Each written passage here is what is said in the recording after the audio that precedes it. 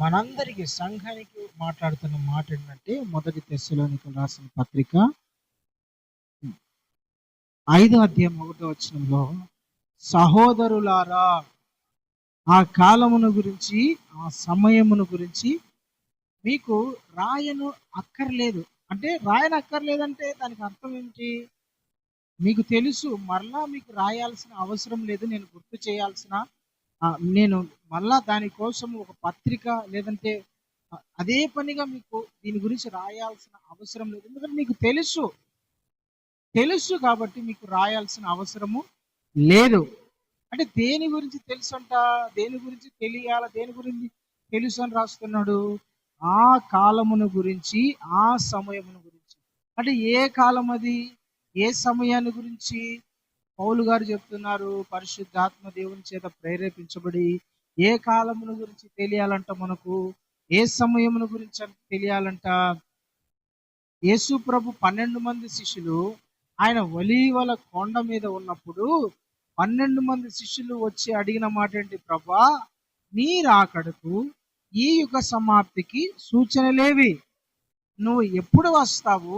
ఈ యుగానికి సమాప్తి ఎప్పుడు ప్రభా అని అడిగారు. అంటే ప్రబంధులారా, ఏ సమయం, ఏ కాలము, ఏ సమయం అంటే తెలిసిన ప్రభు వచ్చే కాలము, ప్రభు వచ్చే సమయమును గురించి ప్రతి ఒక్క క్రైస్తవునికి తెలియాలి. ప్రతి ఒక్క రక్షించబడిన ప్రతి ఒక్కరికి కూడా యేసుక్రీస్తు వచ్చే కాలము, వచ్చే సమయము తెలియాల. ఇప్పుడు మనందరికీ తెలుసు, వర్షాకాలం ఏ నెల వస్తుంది, ఎండాకాలము, వేసవి కాలం ఏ నెల వస్తుంది, అట్లాగనే చలికాలము ఏ నెలలో స్టార్ట్ అయితే వస్తాయి, కాపు కాసే టైం ఏది, కోతకొచ్చే టైం ఏది, అన్ని కాలాలు మనకు తెలుస్తున్నాయి కదా. అట్లాగనే రక్షించబడిన ప్రతి ఒక్కరికి ఏం తెలియాలంట తెలిసిన? ప్రభు వచ్చే కాలము, సమయం, ఆ టైం, ఆ దినాలు లేదంటే ఆ కాలం అనేది తెలియాలా. తెలియకపోతే ఏమవుతుందో తెలిసిన? సిద్ధపాటు ఉండదు. ఇప్పుడు చలికాలము వస్తుందంటే ఏం చేయాలా? దానికి కావలసిన స్వెటర్లు తీసుకుంటారు, దానికి కావలసిన సామాగ్రి అన్ని తీసుకుంటారు. లేదు, చలికాలము ఎప్పుడు వస్తుందో తెలియకుండా ఉంటే ఏమవుతుందంటే తెలిసిన? చలికి తట్టుకోలేక మనుషులు వణికిపోతా అంటారు. అది ఎండాకాలం వస్తే ఎండాకాలకు తగినట్టు సిద్ధపాటు ఉంటుంది. వర్షాకాలం వస్తుందంటే వర్షాకాలానికి సిద్ధపాటు ఉంటుంది కదా. ప్రతిదానికి సిద్ధపాటు అనేది చాలా ముఖ్యం. రైతుకు వర్షం వస్తుందంటే ఏ కాలంలో వర్షం పడుతుంది, ఏ కాలంలో మనం విత్తనాలు నాటాలా, ఏ కాలంలో విత్తనాలు వేస్తే మనకు పంట వస్తుందో ఆ రైతుకు కాలం తెలియాల. కాలం తెలియకుండా ఎప్పుడంటే అప్పుడు విత్తనాలు వేయడు కదా అతను. ఒక కాలం, ఈ టైంలో ఈ పంట నాటితే, ఈ పంట విత్తనాలు వేస్తే ఆ టయానికి అది పెరిగి పెద్దదయ్యి మనకు పంట ఇస్తుంది. అట్లాగనే క్రైస్తవునికి కాలం తెలియాలా, సమయం తెలియాలా. కాలము, సమయము తెలియకపోతే సిద్ధపాటు ఉండలేరు. సిద్ధపాటు ఎప్పుడు కలిగి ఉంటారంటే సమయము, కాలము తెలియాలండి. దేవునికి స్తోత్రం, హల్లెలూయా. కాలము, సమయము తెలియాలి. ఏ కాలం, ఏ సమయం? యేసుక్రీస్తు ఏ కాలమున వస్తాడు, ఏ సమయమున వస్తాడు, ప్రతి క్రైస్తవుడు కూడా తెలుసుకొని ఉండాలి. అప్పుడే మెలకు కలిగి ఉంటాం. లేదంటే యేసుక్రీస్తుని గురించి ఆ సమయం, ఆ కాలం తెలియకుండా మెలకు కలిగి ఉండలేం. కాబట్టి మెలకు కలిగి ఉండాల. యేసుక్రీస్తు ప్రభువారు అంటారు, ఏ జామున వస్తానో మీకు తెలియదు కాబట్టి మీరు సిద్ధపడి ఉండండి. బుద్ధి గల కన్యకలు, బుద్ధి లేని కన్యకలతో ప్రభు ఆ ఉపమానం గురించి చెప్పేటప్పుడు అక్కడ చెప్తాడు, నేను ఏ కాలమున, ఆ సమయమును గురించి మీరు తెలుసుకొని ఉండాలంట. మనకు తెలియాల. చూద్దాము ఒక మాట రోమీయులకు రాసిన పత్రిక 13వ అధ్యాయము 11వ వచనాన్ని ఒకసారి చదువుదామా? అందరూ తీయండి. రోమీయులకు రాసిన పత్రిక 13వ అధ్యాయము 11వ వచనం. మరియు మీరు నిద్ర మేలుకొను వేళ అయినదని సమయమును తెలుసుకొని ఇలాగ చేయండి. మనము విశ్వాసులమైనప్పటికంటే రక్షణ మనకు సమీపముగా ఉన్నది. హల్లెలూయా. ప్రియమైన దేవుని బిడ్డలారా, మనము విశ్వాసుల పౌలు గారు ఎప్పుడు చెప్తున్నారు తెలిసిన ఈ మాట? మొదటి శతాబ్దంలో, అంటే యేసుక్రీస్తు వారు చనిపోయి పునరుత్థానుడై వెళ్ళిపోయిన ఆ ఆ మొదటి శతాబ్దంలో, ఆ 100 సంవత్సరాలు ఉంటుంది చూస్తారా, ఆ కాలంలోనే పౌలు గారు సేవ చేస్తున్న, ఆయన బ్రతికున్న సేవ చేస్తున్న కాలంలోనే రోమా సంఘానికి పత్రిక రాసి అంటున్నాడు ఏమని? సహోదరులారా, మనము విశ్వాసులమైనప్పటికంటే రక్షణ మనకు సమీపంగా ఉంది. అంటే యేసుక్రీస్తు రాకడ అతి సమీపంగా ఉందని ఎప్పుడు రాసినాడంట? రోమా సంఘం, అంటే పౌలు గారి సేవ చేస్తున్న దినాలలో వచ్చే సంఘాన్ని మెలకుగా ఉండండి, సిద్ధపాటు కలిగి ఉండండి, జాగ్రత్త పడి ఉండండి, ప్రార్థన చేసుకుంటా ఉండండి. మిమ్మల్ని మీరు పరిశుద్ధులుగా, నిర్దోషులుగా, మిమ్మల్ని మీరు ప్రార్థన పరులుగా మిమ్మల్ని మీరు కట్టుకుంటా ఉండండి అని మొదటి శతాబ్దంలోనే అపోస్తులైన పౌలు గారు సంఘానికి హెచ్చరించినాడు. పిల్లరా, మనకు సమయము కాలము తెలియాల. ఇప్పుడు రాకడ ఎవరికంటే, ఇప్పుడు అందరికీ కాదండి రాకడ. అందరూ సిద్ధపడరు. ఎవరు సిద్ధపడతారో తెలిసిన, దాని మీద ఆశ కోరిక ఉండాలా అనుకున్న వాళ్ళే సిద్ధపడతారు. అందరూ సిద్ధపడరు. అందరికీ రాకడ వర్తమానాలు ఎక్కవు. అందరికీ రాకడ మీద దృష్టి ఉండదు, మనసు ఉండదు, ఆలోచన ఉండదు, రాకడ మీద మెలకు ఉండదు.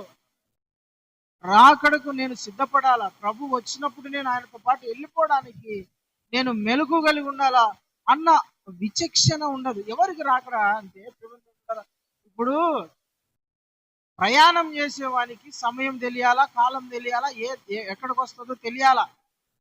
ప్రయాణం చేయడానికి ఎందుకు అవన్నీ అవసరంలే. ఒక ఊరు నుంచి ఇంకో ఊరికి ప్రయాణం అవుతున్నాడు, ఆ వ్యక్తి అతను ఉండే ఊరికి ట్రైన్ ఫెసిలిటీ ఉంది, ట్రైన్కి వెళ్తా ఉన్నాడు, ట్రైన్కి వెళ్ళాలని బుక్ చేసుకున్నాడు. బుక్ చేసుకున్నప్పుడు అది ఏ టైంలో వస్తుంది, ఏ ప్లాట్ఫామ్ మీదకి వస్తుంది, అన్ని తెలుసుకుంటాడు కదా ఎవరు? ప్రయాణం చేసే వ్యక్తి. ఆ వ్యక్తి ప్రయాణమే ఉండకపోతే, ప్రయాణమే ఆ వ్యక్తి వెళ్ళాలని గమ్యమే ఆ వ్యక్తికి తెలియకపోతే ఆ వ్యక్తికి అవసరం. రాకడలో ఎవరు సిద్ధపాటు కలిగి ఉంటారంటే, నేను ప్రయాణమై వెళ్ళిపోవాలా. ఎక్కడికి పోవాలంట? యేసుక్రీస్తు ఒక మాట చెప్పినాడు, అద్భుతమైన మన ప్రభువారు. ఆయన భూమి మీద ఉన్నప్పుడు శిష్యులందరితో ఒక మాట చెప్పినాడు. యోహాను సువార్త 14వ అధ్యాయము 2వ వచనం. యోహాను సువార్త 14వ అధ్యాయము 2వ వచనం. నా తండ్రి ఇంట అనేక నివాసములు గలవు, లేని ఎడల నేను మీతో చెప్పుదును. మీకు స్థలములను సిద్ధపరచుచున్నాను. నేను వెళ్ళి మీకు స్థలములను సిద్ధపరిచినప్పుడు నేనుండు స్థలములో మీరును ఉండులాగున మరలా వచ్చి నా యొద్ద ఉన్నట్టు మిమ్మల్ని తీసుకొని పోవద్దును. హల్లెలూయా. ప్రభు అయిన యేసుక్రీస్తు ఒక మాట చెప్తున్నాడు ఏమని? బిడ్డలారా, శిష్యులారా, నేను మీకోసము స్థలాలను సిద్ధపరచడానికి వెళ్తున్నా. ఎక్కడికి ప్రభు? ఎక్కడికి వెళ్తున్నావు? వీళ్ళందరి మనసులో కలవరం ఉంది. ప్రభు చెప్తున్నాడు, నేను వెళ్ళిపోయే కాలం టైం అయింది, నేను వెళ్ళిపోతున్నా, ఇంకా టైం అనేది చాలా దినాలు చాలా దగ్గర పడిపోయినాయి, నేను వెళ్ళిపోతున్న బిడ్డలారా, శిష్యులారా అని ఆ 12 మంది శిష్యులతో చెప్తా ఉన్నప్పుడు వాళ్ళు కలవరపడుతున్నారు.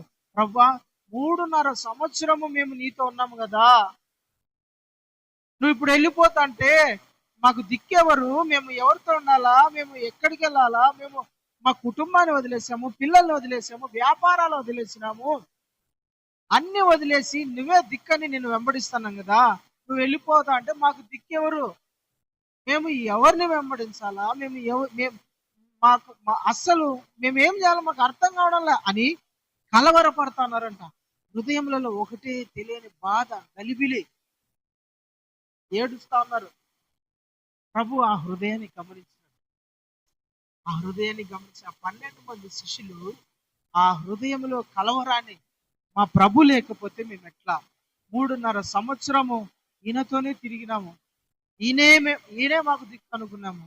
ఇలాంటి ప్రభువే, ఇలాంటి ఈయననే మమ్మల్ని వదిలి వెళ్ళిపోతే మేము ఎవరితో ఉండాలి, మేము ఎట్లా, మా పరిస్థితి ఎట్లా అని వాళ్ళు కలవరపడతా ఉన్నప్పుడు ప్రభు వాళ్ళతో ఒక మాట చెప్పారు. ఏమని తెలుసా?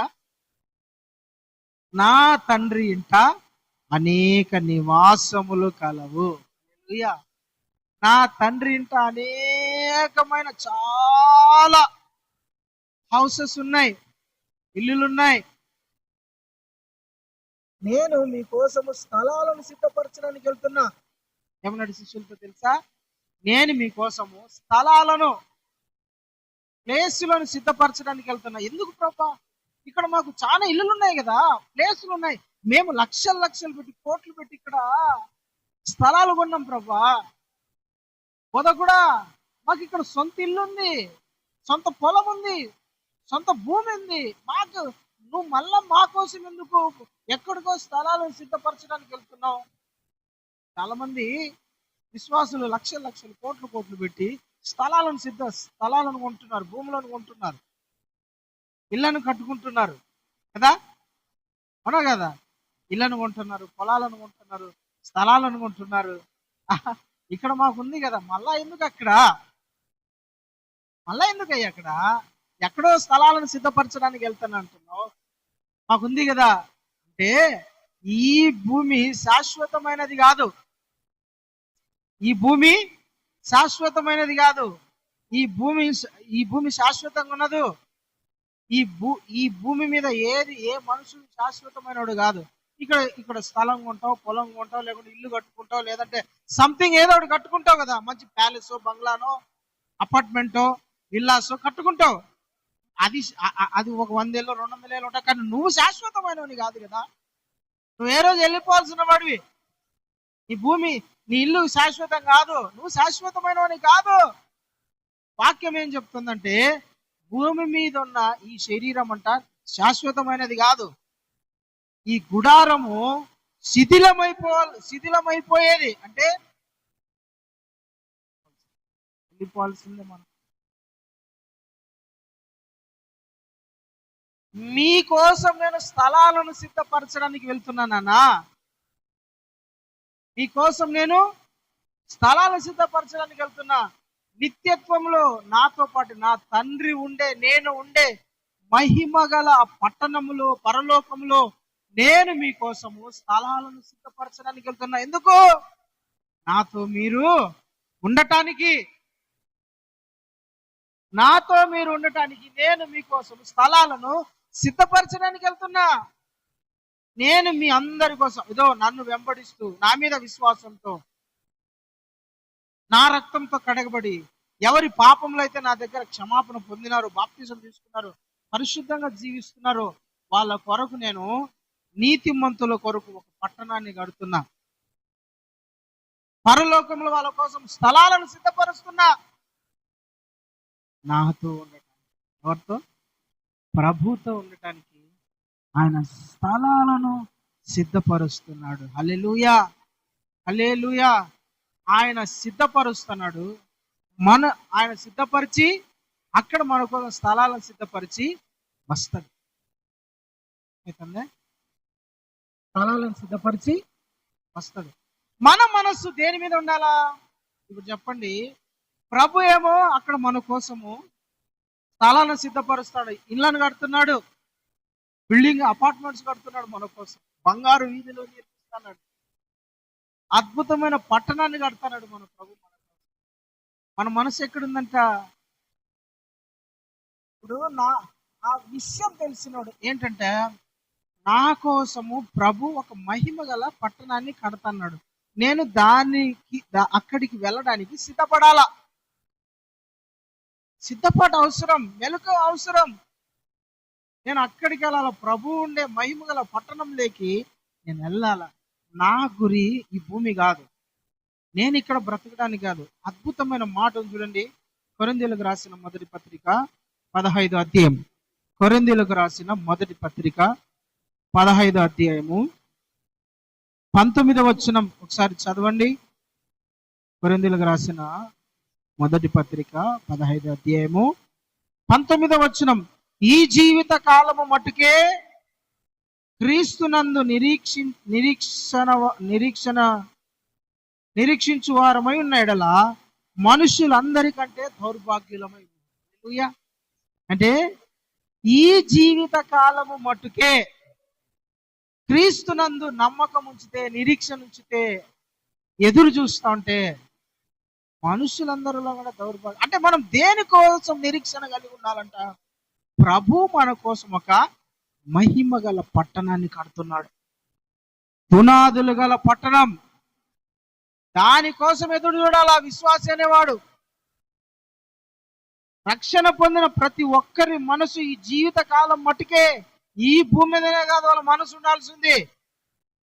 వాళ్ళ మనసు ఎక్కడ ఉండాలంట? పరలోకం మీద ఉండాలా. దేవుడి కట్టించే మహిమ గల పట్టణం మీద వారి మనసు ఉండాలా. దానికోసం సిద్ధపడతాడండి. సిద్ధపడ దేనికోసం? ఆ ప్రభు నాకు వాగ్దానం చేసుకున్నాడు. ప్రభు నాకు వాగ్దానం చేస్తాడు. నా కోసం ప్రభు పరలోకంలో పట్టణాన్ని కడుతున్నాడు, స్థలాలను సిద్ధపరుస్తున్నాడు. నేనేం చేయాలా? ఆయన ఒకరోజు వస్తాడు, కట్టింది పూర్తయిన తర్వాత ఒకరోజు వస్తాడు. ఎక్కడికి? నన్ను తీసుకుపోవడానికి ఫలాని స్టేషన్కి వస్తానన్నాడు, ఫలాని ప్లాట్ఫామ్ మీదకి వస్తాను. నేను సిద్ధపడాలా, మెలకువ కలిగి ఉండాలా. సిద్ధపాటు ఎవరికి? రాకడ ఎవరికంటే దాని మీద మనసు ఉండే వాళ్ళే ఎత్తపడతారు. అక్కడ మనస్సు లేని వాళ్ళు. అందుకని వాక్యం చెప్తుంది, ఆ కాలమును గురించి, ఆ సమయమును గురించి మనమంట తెలుసుకొని ఉండాలి, గ్రహించగలిగి ఉండాలి. అబ్రహాం చూడండి, అబ్రహాం గురించి ఒక మాట రాయబడింది. అబ్రహాము, ఇస్సాకు, యాకోబుల గురించి హెబ్రీ పత్రికలో 11వ అధ్యాయంలో, హెబ్రీ పత్రిక 11వ అధ్యాయము, హెబ్రీ పత్రిక 11వ అధ్యాయము 10వ వచనంలో ఆ మాట ఉంటది. ఏలైనగా దేవుడు దేనికి శిల్పియు నిర్మాణకుడు ఉన్నాడో పునాదులు గల ఆ పట్టణం కొరకు అబ్రహాము ఎదురు చూచెను. తర్వాత కింద ఉంటది, వాళ్ళ భూమి మీదంట 13వ వచనంలో, వీరందరూ ఆ వాగ్దాన ఫలము అనుభవింపకపోయినను దూరము నుండి చూచి వందనము చేసి తాము భూమి మీద యాత్రికులమును పరదేశులమై ఉన్నారని ఒప్పుకొని విశ్వాసము గలవారై మృతి పొందారు. వాళ్ళు అనుకున్నారు, భూమి మీద మేము యాత్రికులము, పరదేశులం. ఈ భూమి మీద మేము యాత్ర చేయడానికి పరదేశులం, ఈ భూమి మీద మేము పరాయి దేశం. మా కొరకు దేవుడు ఒక పట్టణాన్ని కడతాడు. ఆ కాలమును గురించి, ఆ సమయాన్ని, ప్రభు వచ్చే కాలము, ప్రభు వచ్చే సమయాన్ని ప్రతి ఒక్క క్రైస్తవుడు తెలుసుకోవాలి. అందుకని ఈ రాకడ సిద్ధపాటు కూడికని చెప్పి పెట్టింది. ఎందుకంటే ప్రతి క్రైస్తవుడు ఆయన వచ్చే కాలము, ఆయన వచ్చే సమయాన్ని తెలుసుకోవాలా. ఎవరైతే ఆయన వచ్చే కాలము, సమయమును తెలుసుకోరో వాళ్ళు విడవబడే సంఘంలో ఉంటారు, విడవబడతారు వాళ్ళు. ఆ కాలం, ఆ సమయం తెలుసుకొని ఉండాలి. ప్రతి ఒక్క విశ్వాసి, ప్రతి ఒక్క సంఘ బిడ్డ, ప్రతి ఒక్క బాప్తిసం పొందిన ప్రతి వ్యక్తి యేసుక్రీస్తు వచ్చే కాలము, సమయము తెలుసుకొని ఉండాలి. తెలుసుకోకపోతే, మెలకువ లేకపోతే విడవబడే ప్రమాదం ఉంది. ప్రైజ్ ది లార్డ్, హల్లెలూయా. దేవునికి స్తోత్రం కలుగును గాక. యేసుక్రీస్తు ప్రభువారు ఆయన వచ్చే కాలమును గురించి కొన్ని సూచనలు చెప్పినాడు. ఆయన వచ్చేటప్పుడు ఎలా ఉంటది, ఆయన వచ్చేటప్పుడు, ఆయన వచ్చేదానికి ఆయన ఆ సమయమును గురించి, ఆ కాలమును గురించి మనకు రాయని అక్కర్లేదు అన్నాడు. అంటే ఆ కాలం ఎట్లుంటది, ఆ సమయం ఎట్లుంటది మనం గుర్తుపట్టాలి. యేసుక్రీస్తు ప్రభు వారిని శిష్యులు అడిగినారు. మత్తయి సువార్త 24వ అధ్యాయం,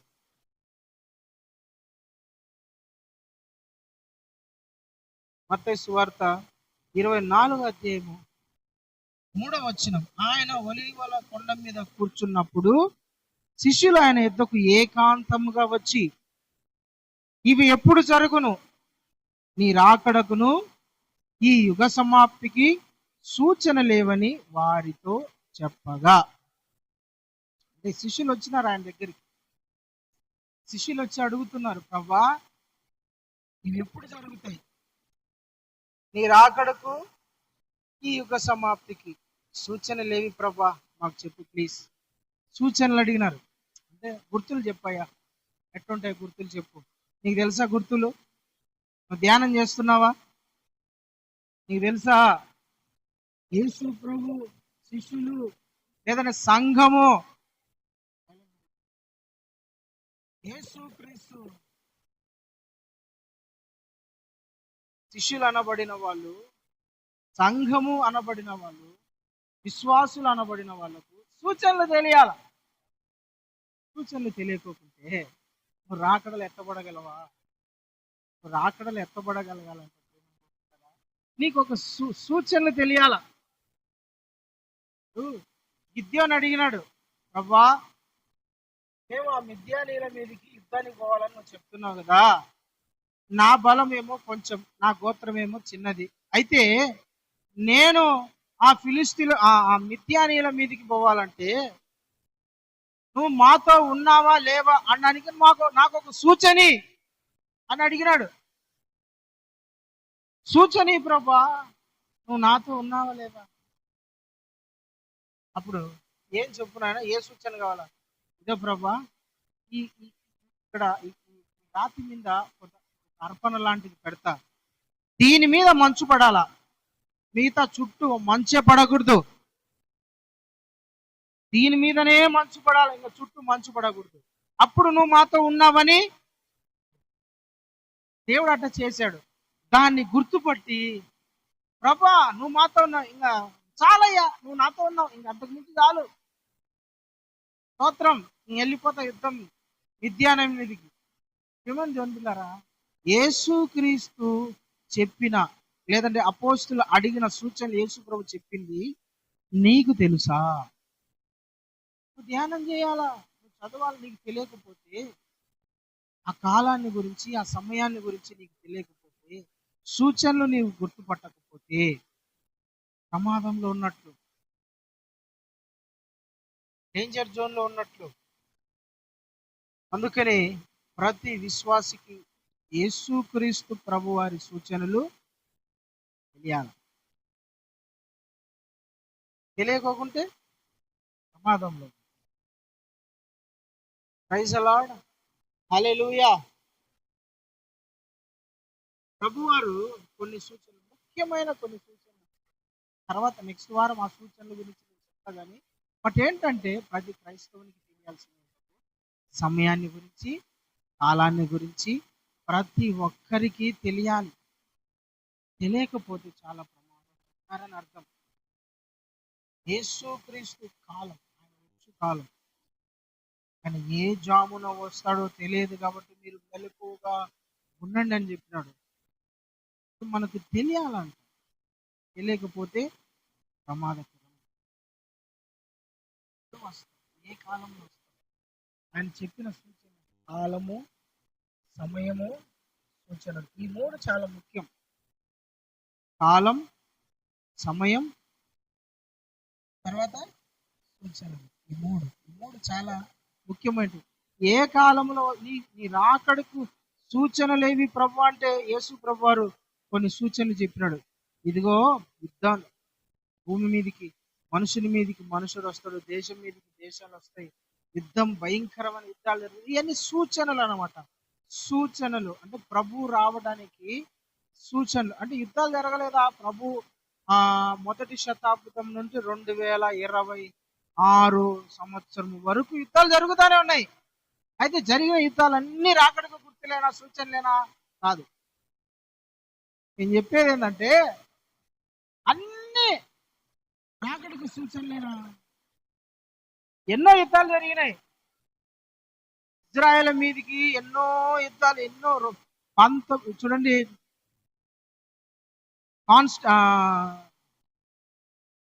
మొదటి శతాబ్దంలో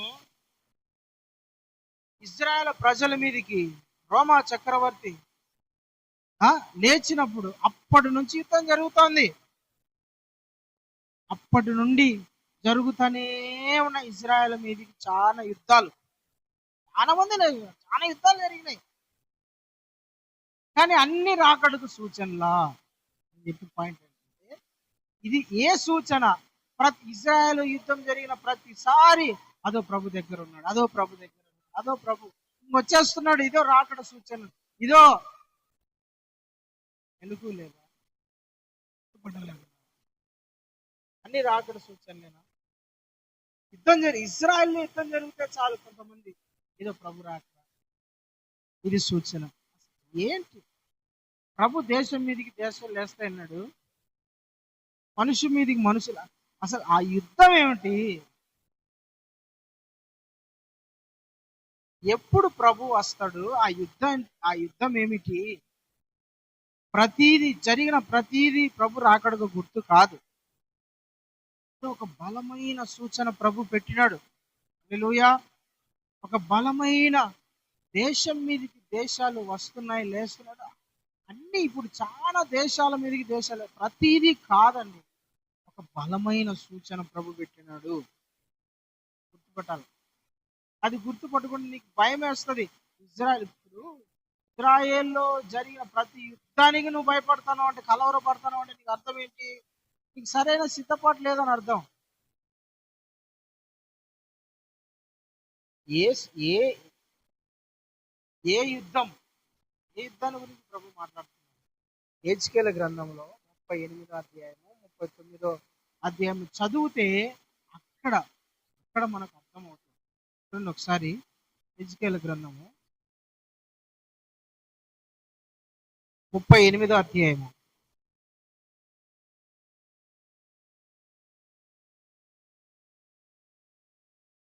38వ అధ్యాయము ఇక్కడ 11వ వచనం గురించి, 11వ వచనము 12వ వచనం చదువుదాము. చదువునానా? నీవు దురాలోచన చేసి ఇట్టనుకొందువు, నేను ప్రాకారము లేని గ్రామము గల దేశం మీదికి పోదును, ప్రాకారములను అడ్డుగోడలను గవునులు లేని దేశముల మీదికి పోదును, నిమ్మలముగాను నిర్భయముగాను నివసించు వారి మీదికి పోవుదును, వారిని దోచుకొని కొల్లు సొమ్ముగా పట్టుకొనుటకి పూర్వము పాడై మరలా నిర్మించబడిన స్థలము మీదికి తిరిగి పోవుదును. ఆయా జనములలో నుండి సమకూర్చబడి పశువులను సరుకులను కలిగి అని నువ్వు అనుకుంటావు అని కొన్ని దేశాల గురించి చెప్పినాడు ఈడ ప్రభు. యుద్ధం అనేది, ఇప్పుడు జరిగే యుద్ధాలన్నీ అసలు ప్రభు రాకడకు గుర్తు కాదు. ఒక్క బలమైన యుద్ధం జరుగుతుంది ఎప్పుడు తెలిసిన, అసలు దేవుని బిడలు టక్ అని గుర్తుపెట్టాల్సిన ఒక సూచన ఏమిటంటే, గుడ్డి గుర్తు అంటే ఇక్కడ రాయబడని మాట ఏంటంటే, నీవు ప్రాకారము లేని గుమ్మము గల దేశం మీదికి పోవుదువు, ప్రాకారములను అడ్డుగోడలను గవులను లేని దేశం మీదికి పోవుదు, నిమ్మలముగాను నిర్భయముగాను నివసించు వారి మీదికి పోవుదు. అంటే ఏంటంట? ప్రాకారముల బౌండరీస్ లేని, ప్రాకారాలు లేని, ఆ వాల్స్ లేని ఒక ప్రాకారం అంటే ఏంటి? ఎందుకు ప్రాకారాలు కట్టుకుంటారు? ఎందుకు బౌండరీ వాల్స్ కట్టుకుంటారు? దొంగలు పడుకోకుండా, వేరే వాళ్ళు ఎవరైనా రాకోకుండా కదా, దానికోసమని ప్రాకారాలు కట్టుకుంటారు. నిమ్మలంగా ఉన్నారంట అండి. ఆ దేశానికంట అడ్డుగోడలు లేవు, కవును లేవు, గడియలు లేవు. ఆ దేశం ఎట్లుందన్న తెలిసిన? నిమ్మలంగా ఉంది, ప్రశాంతంగా ఉంది, నిర్భయముగా ఉంది, ఏ భయం లేకుండా ఉంది, నిమ్మలంగా ఉంది. ఏ దేశం వస్తుంది రాని చూసుకున్నాం. ఎవర్రా మాతో నిలబడగలిగిన సామర్థ్యం గలవాడు? నిమ్మలంగా ఎవడుంటాడు చెప్పు? ఏ చీకు చింత లేకుండా ప్రశాంతంగా ఉంటారు. చూసినావా? నిర్భయంగా, ఏ భయం లేకోకుండా, హ్యాపీగా, ఏ బాధ లేదు, అస్సలు ఏమీ లేదు. మాకెందుకు భయం అనుకుంటా అంటారు. ఉదాహరణ, ఒక ఇల్లు ఉందనుకో,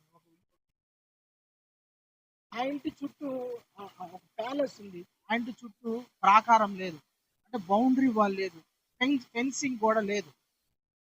కొట్టి పడేసినారు, తీసి పడేసినారు. ఆ ఇంటికి ఎప్పుడు వాకిల్ డోర్ ఓపెన్ చేసే ఉంది. అంటే దానికి అర్థం ఏంటంటే, ఈయనకి భయం లేదా, దిగులు లేదా, ఆందోళన లేదా, భయం లేదా ఈయనకి? ఏమయ్యా, ఆ ఇంటికి సెక్యూరిటీగా ఒక బౌండరీ వాల్ లేదు, ఒక ప్రాకారం లేదు. అసలు ఆ ఇంటికి రాత్రింపగళ్ళు వాకిల్ డోర్లు, ఆ మెయిన్ డోర్స్ ఓపెన్ చేస్తారు. అసలు వాళ్ళకి ఎట్లా నిద్ర పడుతుంది? అంత నిమ్మలంగా ఎట్లున్నారు? అంత ప్రశాంతంగా ఎట్లున్నారు? వాళ్ళకి భయం లేదా అని అనుకుంటారు కదా. వాడేమనుకుంటాడే, ఎవరు మాతో ఢీ కొట్టగలిగిన వాడు ఎవరు, మా ఇంట్లో దొంగ దొంగ పడేవాడు ఎవడు అని ధైర్యము, తర్వాత ఆ భరోసా ఉంటేనే వాడు అట్లా చేయగలడు. అట్లనే దేశం మీద కంట, అంటే భూమి మీద నట్ట నడమ నివసించే దేశం ఎవరంటే ఇజ్రాయెల్ ప్రజలే. ఎప్పుడు ఆ యుద్ధం అంటే, ఇజ్రాయెల్ మీదకి వచ్చే యుద్ధం ఎట్లుండాలంటే తెలిసిన, ప్రభు రాకడకు సూచన ఏంటంటే చూడండి, ఆ దేశానికి ప్రాకారాలు ఉండవు. ఇప్పుడు మొత్తం ఇజ్రాయెల్ చుట్టూ ఫెన్సింగే, ప్రాకారాలే. హమాస్ 2023లో హమాస్ యుద్ధం జరిగింది కదా. వాళ్ళు ఇజ్రాయెల్ ప్రజలందరూ కూడా పస్కా పండుగ, లేదంటే ఈ సారీ పూరిము పండుగ ఆచరించినప్పుడు వాళ్ళందరి మీదకి వీళ్ళందరూ ఒక పండుగ వాతావరణంలో ఉన్నప్పుడు ఇజ్రాయెల్ ప్రజలందరూ ఈ హమ్మాస్, ఈ గాజా వాళ్ళు, ఈ హమ్మాస్ అనే తీవ్రవాదులు ఏం చేశారు, ఏం చేసినట్ట, కంచెను తోసుకొని వచ్చేసి దేశంలోకి వచ్చేసినారు. అంటే ఆ దేశానికి ఏముంది, కంచె ఉంది, ఫెన్సింగ్ ఉంది, బౌండరీ వాల్స్ ఉన్నాయి, ప్రాకారం ఉంది. ఎప్పుడు కూడా దేశము చుట్టూ ఒక సైన్యము మోహరించి ఉంటది. ఎప్పుడు కూడా ఆ ఇజ్రాయెల్ దేశం చుట్టూ ఒక బౌండరీ వాల్ లాగా ఉంటది, ఒక కంచె లాంటి ఉంటది. అయితే ఇక్కడ చెప్పేది ఏంటంటే, ఆ దేశానికి ఏముందో, ప్రాకారము లేని గ్రామముల మీదికి, ప్రాకారములను, అడ్డుగోడలను, గవునులు లేని, గోడలు ఉండవంట, ప్రాకారాలు ఉండవంట, బౌండరీ వాల్స్ ఉండవంట. ఆ దేశం ఇట్లా నిమ్మలముగా నిర్భయముగా ఉంటదంట. ఇప్పుడు ఇజ్రాయెల్ ప్రజలకు నెమ్మది ఉందా? నిర్భయంగా ఉన్నారా? భయాల మధ్య, ఆందోళన మధ్య వణికిపోతున్నారు, గజ్జ గజ్జ పోయే సిచ్యువేషన్స్ లో ఉన్నారు వాళ్ళు. ఒకనొక రోజు వస్తుంది, ఒకనొక సమయం వస్తుంది, ఇజ్రాయెల్ ప్రజలు ప్రశాంతంగా ఉంటారు. అంటే ఇంకా మాకు భయం ఏమీ లేదు అంట, భయం ఏమీ లేదు. దానికే పరిశుద్ధాత్మ దేవుడు ఒక ఒక మాటను కోడ్ చేసి పెట్టినట్టు అపోస్తలుడు పౌలు రాసిన మొదటి తెస్సలోనికీయులకు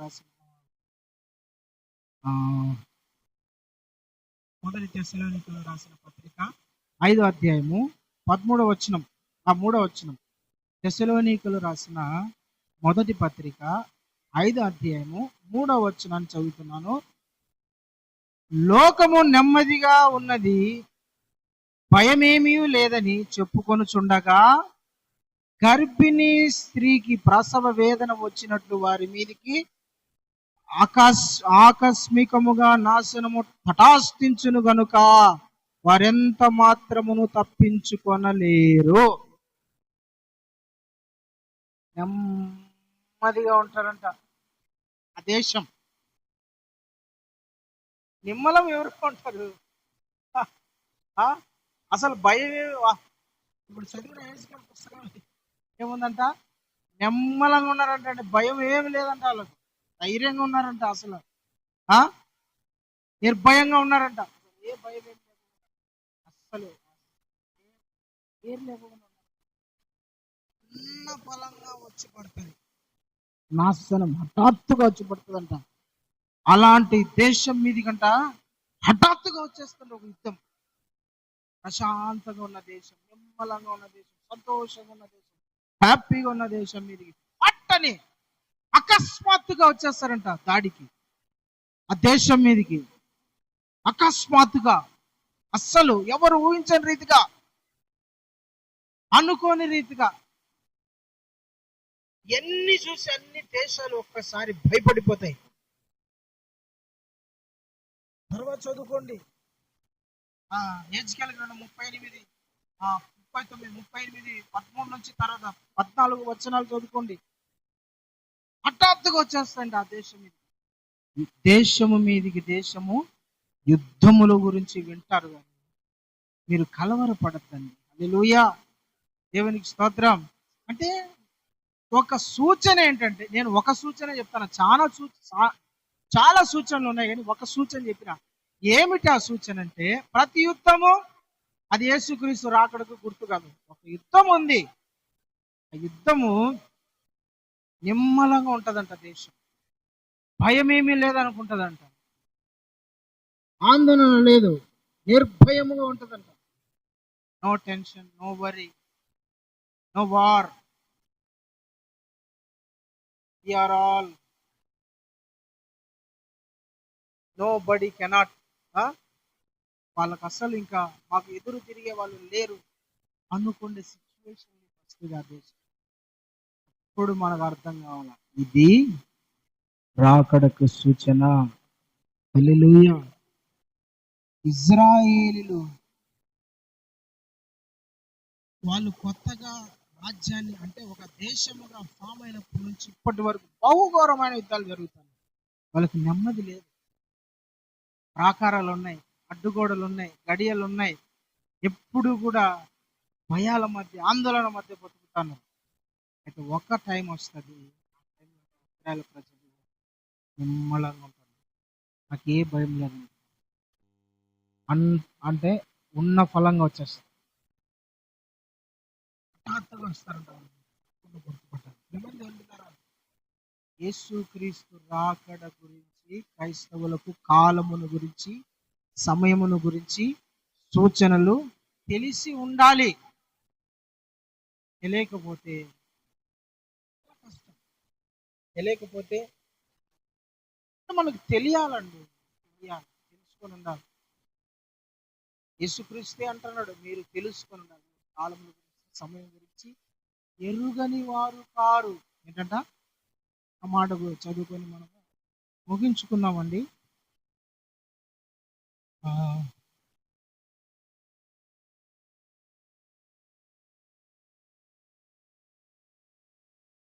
చూడండి ఒకసారి మాట, మొదటి తెస్సలోనికలు రాసిన పత్రికలోని 5వ అధ్యాయము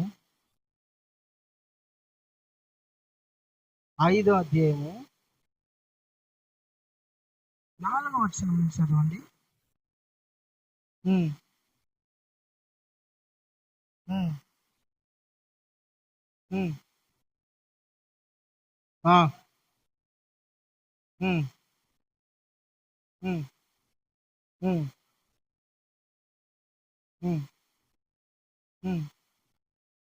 మత్తులము కాకుండానట్టు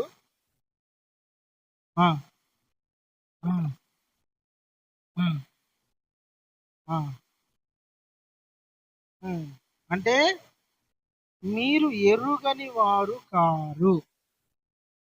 దేవునికి స్తోత్రం కలుగును గాక. అంటే మీరు తెలియని వాళ్ళు కాదు, మీరు తెలిసిన వాళ్ళు. యేసుక్రీస్తు రాకడ గురించట తెస్సలోనిక సంఘం వాళ్ళకు కాలము, సమయము, సూచనలు తెలుసు. నేటి సంఘానికి, కొత్త నిబంధనలో అంత్య దినములలో ఉన్న నేటి సంఘానికి రాకడ మీద మనసే లేదండి.